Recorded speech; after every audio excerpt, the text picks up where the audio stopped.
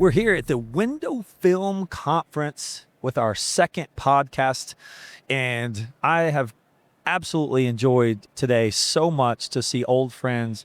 This gentleman right here is one of my dear friends, and he's got the biggest heart outside of mine. His name is Barry. He is from a little small town in California. Yeah. Where are you from? Yuba City, California. Yuba City. And you've been tinting windows over 20 years. Tell me about your journey of how you got started in the tint business and where you are today.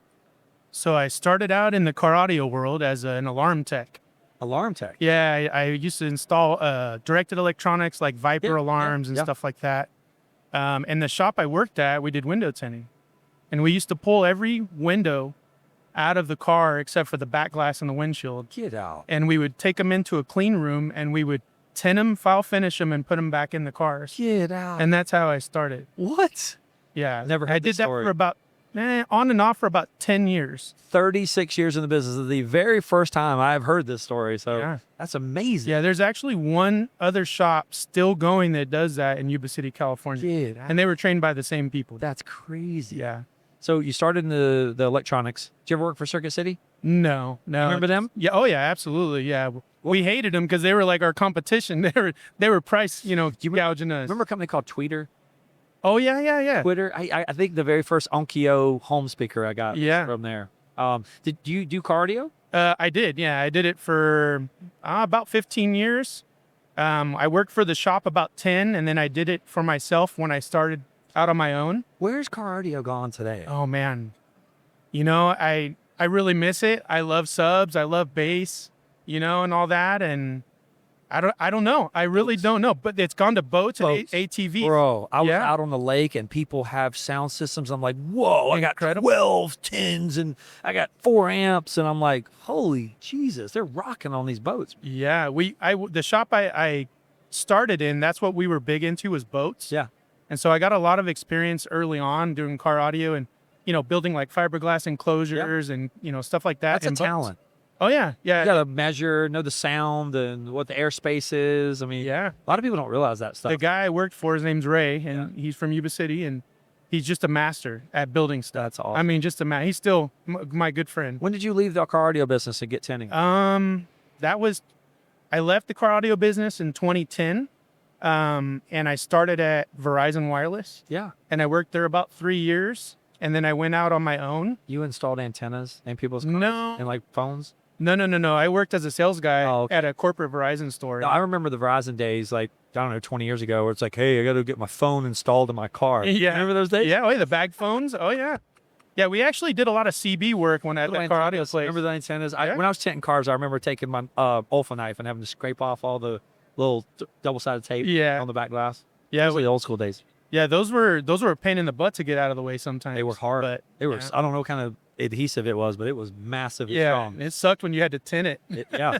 So the thing is, you've gotten into window tinting and you've evolved and you saw the avenue of tint. What gravitated you towards tint? I got out on my own. It was probably 2013, 2014. I went into business with some partners and it didn't work out. And then I kind of started on my own. It was a car audio window tint business. Yeah.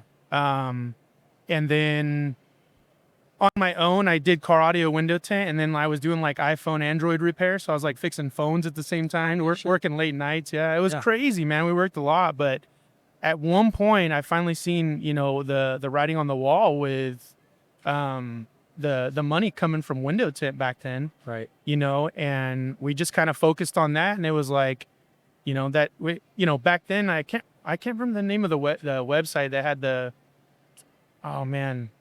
Tint Dude. Oh yeah, yes. Tint Dude. Yeah, we went on there and I found out a whole bunch of stuff. Yes. And next thing you know, God, is that still around? I don't know anymore because everything's on Facebook. I did remember Tint Dude. People will go in and post, I'm hiring, and it was like it was almost like a Craigslist. Yeah, it was. There was a lot in there about like the industry, but not a lot. Yeah. Like some people would come on there and give you some clues, but it wasn't a lot. Because back then everybody was kind of like, don't tell anybody anything. Don't teach them how to tint back windows. Don't, in the car audio world that I worked in, the guy he didn't want to teach anybody anything. Well, everybody was thinking they would train a guy that was making less money and he would take your job. 100%. That's why everybody was fearful. They didn't want you to do it at home either and go out on your own, you know, and so, which is kind of the wrong mentality because you want to see everybody. Were you ever mobile, or did you get a brick and mortar place first off? No, I actually, well, yes and no, because me and one of my buddies that actually tinted at the shop, we did start a mobile unit that we would do dealership work in on the weekends, kind of up and down I-5 in Northern California, Ford store, Chevy store, something like that, way back, man, and then that kind of just went away. I mean, we just stopped and we kept working where we were, and when I first started my business, I couldn't get out because I was doing all the car audio stuff and the window tint at the same time. I was the only installer. Then I started hiring people and it started getting easier, you know.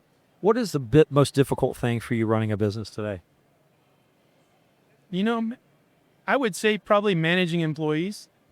Now, is that a skill you just acquire? Do you ever really learn a secret on how to manage employees? Is there ever, you see coaches out there that are like, oh, let me teach you how to empower your business. And I mean, are some of them just full of shit? I mean, sometimes, yeah, absolutely. You know, you watch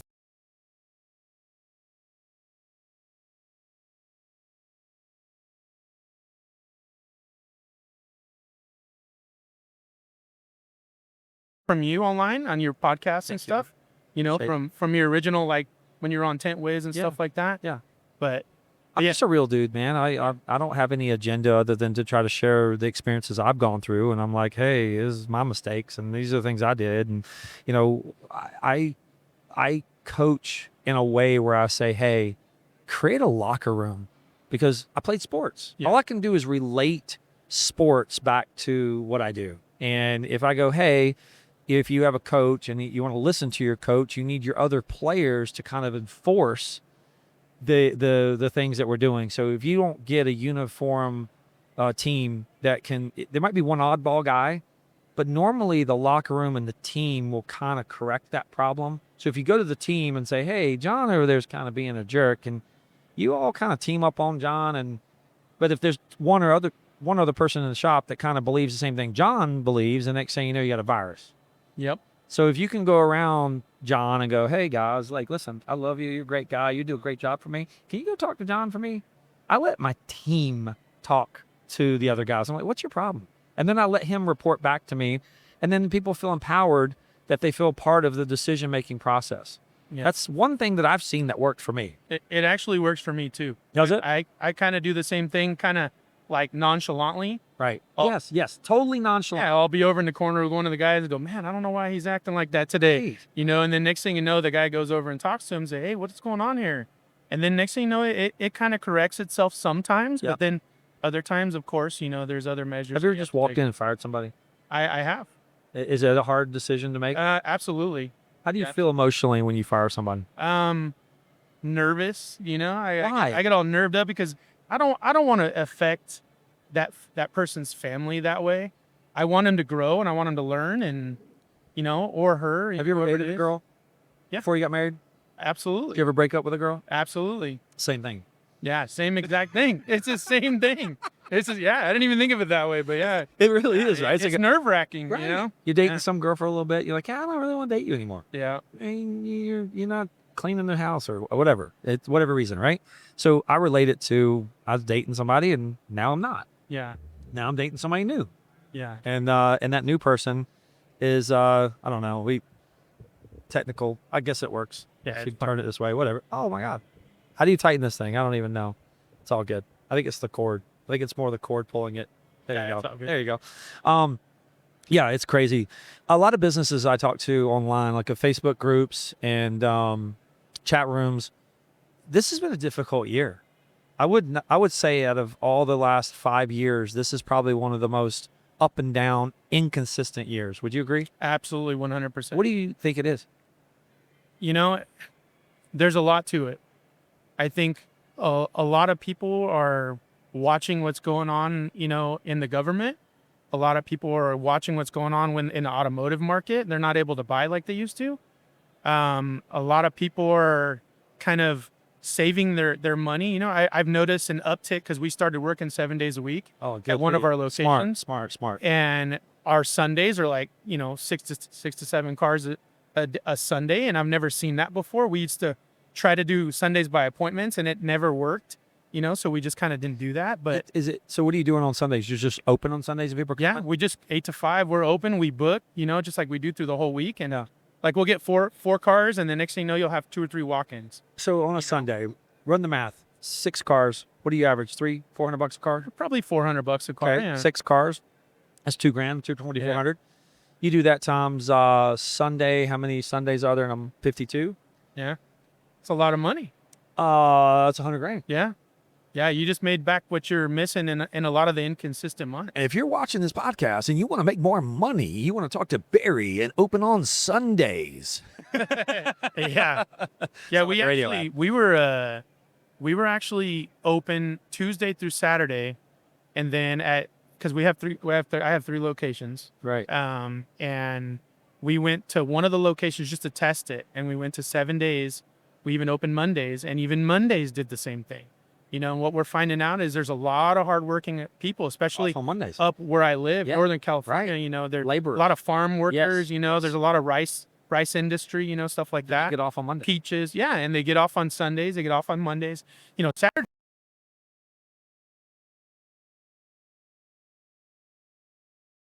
Oh, I listened to you saying you were opening longer hours and this and that and the other, and I go, hey, maybe we should just try it, and we did, and Oh, man. yeah, man. The podcast is working, guys. If you listen to, I might get a nugget every once in a while, right? It might fall on your lap, but no, it's great. I really appreciate you coming in to the seminar this morning, seeing you. We had a little mini cry. You're going through a lot of pain right now. And if you're listening to this podcast, Barry's daughter's 2.5 years old and she needs a kidney transplant. And it's very emotional. He has struggled emotionally. The dialysis, I didn't realize that you have to go through 12 hours of dialysis a day. Yeah, peritoneal dialysis for between 10 to 12 hours a day, depending on what the doctors let you. Crazy. Yeah. To think about, you have a child that you brought into this earth and all of a sudden needs a kidney, and you have to spend so much time. Your wife must be an angel. She's incredible. I She's can't even begin to explain it. Yeah. But you got to stay out there and stay focused. And she takes a lot of that pain and suffering off of you. She go, what, you got to go hunt. You got to go fish. You got to go provide. And you got to go stay strong. So, the thing that we do is come to conferences like this to be around each other, support each other, and learn from each other. And, one of the most valuable things to me, I will tell you this, and I've said this 1,000 times to 1 million people, and I'll say it to the day I die. Most valuable thing in my life is a hug. Absolutely. It's real. When you give a hug, it's 6 seconds. If you go on Google or you go on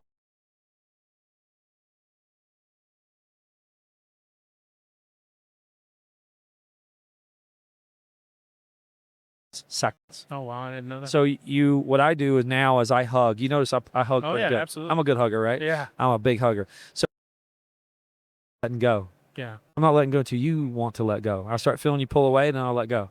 Because I'm going to hug you. Yeah. I'm going to keep hugging. If you need a hug, I've had my best friend, my brother, up in Boston. I saw him about a month ago, and he was going through some tough times, and I came up to him and I gave him a hug. I would.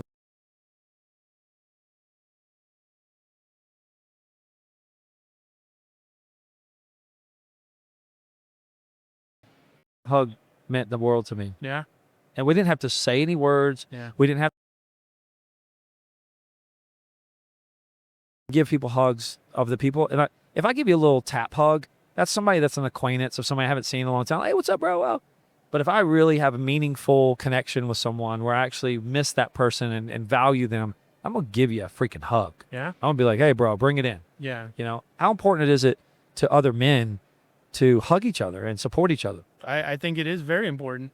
I think so too. It's kind of lost in our culture these days, like not a lot of people do it, I think it's important. It's super important. And if you haven't hugged your employees, if you value them and you think they're important, they might be struggling at home and not telling you at work. Absolutely. And if their performance is off, it's not because they're being lazy. It's because they're managing so much mentally that if you just paid attention that they're off and you just say, hey, bro, come here, bring it in. Don't say, hey, John, what the hell's wrong with you, man? Yeah. No. Come to him. Hey, John, come here. Hey, bring it in, man. Give me a hug. You okay? What's up, bro? You want to talk later? Yeah. So 9 to 5, I used to say things like this, and I used it in a very vague, funny way. I wasn't meaning it real, but I was kind of meaning it real. From 9 to 5, my employees are not employees. They're not people. They're not anything except a rate of return. And what I do is I want to give people the business analysis side, going, hey, if you have an employee that can tint a car in an hour, but you have another one that does 2 hours, another one takes 3 hours, it's like, okay, what's your rate of return? You pay in this guy X amount per hour. He's not producing what your other guys are producing. And you go, that's a bad investment, right? So I go, John's not cutting it because he's 2 hours a car. My other guy's an hour a car, and I'm paying him the same amount that I'm paying somebody else, and I'm getting half the production. Yeah. Is that fair to the guys that are doing more production? And I go, no. So it's not that I don't care about John. It's not that I don't like John. It's not that I don't value John. It's the fact that John's not doing what I need him to do, so I may have to let John go. And it's not an emotional decision. It's a numbers game. Correct. I have to support my family. I have to support rent, power, utilities. My other set an example and say, hey, guys, I love John. He's a great guy. I love him, his family. But he just didn't cut it. When you play in the NFL and there's a backup quarterback and there's a backup quarterback and there's a backup quarterback, there's 4 of them, they can only bring 2 to every game. Yeah. So somebody is good. They're just not quite good enough. Yeah. And that's every industry. Every industry. Right. So don't think of it as a failure, right? Yeah. But you know what? A backup quarterback that was fourth on the list and didn't make it to the practice squad leaves and go to the CBL or what is it, the CFL or whatever. CFL, yeah. Yeah. So they go to another league. Next thing he's a starter. Next thing you know, 2 years later, he's back in the NFL and he's a starter. Yeah. So he went and perfected his craft, got a little bit better and came back. Sometimes I hire tenors and it's like, hey, you're not really cutting it. You know, I thought you were a little better than this, but you need to go down to the minor leagues and then come back to the major leagues because now you're in the major leagues. Yeah. My expectations are a lot higher. What examples can you give me of that kind of experience in your company? Do you have like certain players on your team that are caliber of player? Oh, absolutely. I mean, we have guys and gals that are, they're, A+ players. They're the quarterbacks. Right. And then you got guys that maybe aren't quarterbacks, but they, maybe they're the running back. Maybe they do a little bit more dirt. Maybe they get down and dirty. They might be able to do, instead of just doing window tint, they do PPF and they help out with flat glass or whatever it is. It's not normal that I like to send people to other things like that. But, having 3 locations and everybody knows out there right now, I mean, you know, with the economy the way it is and the way, and I know it's not economy. Everybody says, oh, it's all you. And I get it. I'm a sales driven guy too, but on the other hand of that, it's like, all right, well, you have to really like break the picture apart. And what is this guy doing for you? Is it, if he's not doing a car in, an hour and 10 minutes, a car, but he's over here doing a full front end PPF on a Tesla Model Y, a new one in, 4 hours, front half. I mean, that's still something, I mean, that's great, So in my business, like I was saying, the economy, hasn't allowed us to get as many employees back as we wanted. Do you really think it's more employees, or do you think if you spent more time with the customers, you could get more out of the customers? Like you could, say, hey, let me upsell a windshield. Let me, hey, I know your car's a year old. What if we did a paint correction and ceramic coating? Maximize the customer that you currently have. I feel like I make margaritas. I love margaritas in the summertime. I love the salt. I love the margaritas and the limes, right? So I used to do a handheld squeezer where I would just cut the limes and I would squeeze and I would get just a little bit of juice. And it would be good, right? But I bought this orange big hammer because we would have parties and I wanted to pre-juice the limes, right, to make good margaritas. Yeah. So I need to go through a whole bag and I'm like, oh shit, I don't want to just keep doing my hand. So I bought this squeezer, right? And I squeeze, I'm like, oh my God, look how much more juice I'm getting because I got this big arm, right? Yeah. And I'm sitting there going, well, that's the same. Yeah. It's the same kind of reflection. It's like, absolutely. I didn't realize the juice I was missing until I got a stronger arm. Correct. So when you run a business and you're like, oh, 2 hours in a car is great until you see a guy do it in an hour. Yeah. And you're like, oh my God, I need him. Yeah. Yeah, well, absolutely. I mean, we have guys like that in each one of our shops that can fly around cars and do pretty thing, car in an hour, hour and 10 minutes. Right. And then I have a guy or a guy and a gal that'll do it in 2 hours. Right. So how long you been in business? On my own, I've been in business for just over 14 Stealth years. window tinting? Yeah, stealth window. Stealth. Yeah, like the stealth fighter. I love the it. aircraft. Yeah, I know. I love it. So stealth PPF? Yes, yeah, just like Expel, right? Yeah. We sell Expel window foams. I love it. Expel's the greatest. They're just sexy. They have everything sexy. I love the whole brand. Yeah. It lines great. Man, it was a pleasure seeing you. I appreciate hearing your story. And anybody listening has an O positive kidney they'd like to 2.5-year-old, listen, I'm gonna air this thing and maybe I'll do some posts on that and see if we can find you one. But like, how long does she have before she finds one? They genuinely want to get it done as fast as possible before her 3rd birthday. Right. And so we're hoping by the end of the year. Okay. We've had a couple that have come about. Yeah. And they just haven't worked out. And so it's an emotional roller coaster. Right. I don't wish it upon my worst enemy. Man, I wish you nothing but success. And I can suffer, I can go through pain. I'm 52 years old, but to see someone so young, so their whole life's ahead of them at 2.5, this is something you don't wish on anybody. Yeah, definitely not. Yeah, man. Thank you, brother. I love you. Appreciate you, man. You're my boy. Love you a lot. Yeah. And appreciate you coming. Real Talk, Mike Burke. It's my boy, Barry. Thanks for visiting the booth. Thank you. See you, man.